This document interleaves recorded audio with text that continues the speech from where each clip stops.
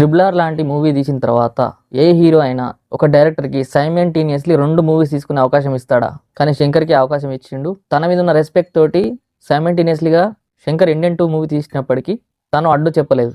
'Triple R' success చూసిన తర్వాత 3 సంవత్సరాలు ఒక హీరో తన గోల్డెన్ టైం అది. అది మొత్తం ఒక సినిమాకి కేటాయించాడు.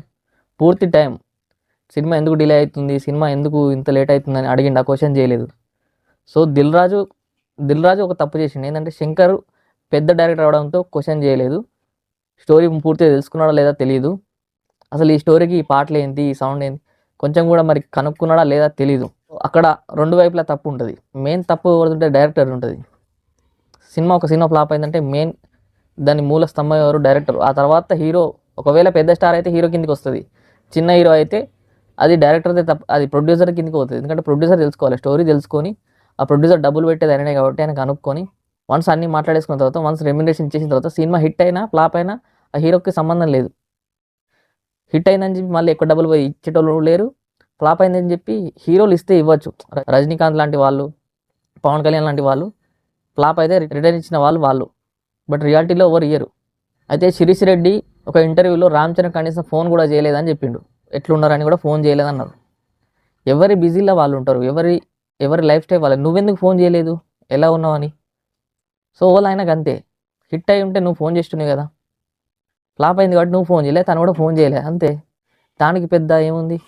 కొందరేమో మా హీరో అయితే ఫోన్ చేసి ఉండే, కొందరైతే మా హీరో అయితే 100% ఫోన్ చేస్తుండే. ఆ హీరోలు అనుకుంటా ఫ్యాన్స్ మధ్యన వారు స్టార్ట్ అయింది.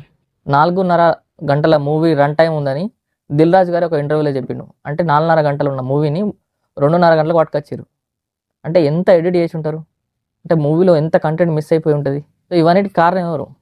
అటు ఇటు పోయి లాస్ట్కు రామ్ చరణ్ మీద పడిపోవడం ఏంది? ఇది ఎవరు స్టార్ట్ చేసిరో, ఎక్కడ గొడవ అయిందో.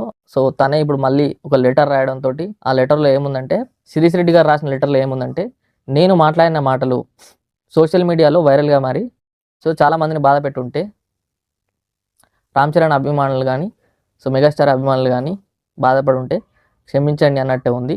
ఆ లెటర్లో మెయిన్ పాయింట్ ఏంటంటే, నాకు మెగాస్టార్కు మాకు మధ్యన మంచి సాన్నిహిత్యం ఉంది. వాళ్ళ ప్రతిష్టకు నేను ఎప్పుడు భంగం కలిగించే విధంగా మాట్లాడను. సో మీరు ఏమైనా హట్ అయి ఉంటే అది దానికి క్షమించండి అని కూడా సో తను చెప్పడం జరిగింది. సో దీంతో ఇది క్లోజ్ చేసేయండి. మళ్ళీ దీన్ని అందరి హీరోలే ఫ్లాప్ సినిమాలు ఉన్నాయి. సినిమా రిలీజ్ అవ్వక ముందుకి అన్ని చూసుకొని మళ్ళీ దానిలో ఏమైనా ప్రాబ్లం ఉంటే చేయాల్సిన చేయాలి. కానీ వన్స్ రిలీజ్ అయిపోయిన తర్వాత వాళ్ళ చేతిలో ఏముండదు. దిల్ రాజు గారు కానీ, శిరీష్ గారు కానీ వాళ్ళు చెప్పే విధానం వాళ్ళకు హట్ అయి ఉంటే అవి వాళ్ళకి సారి కూడా చెప్పారు కాబట్టి ఇది ఇంతటితో ముగిసిపోయిందని చెప్పుకోవచ్చు.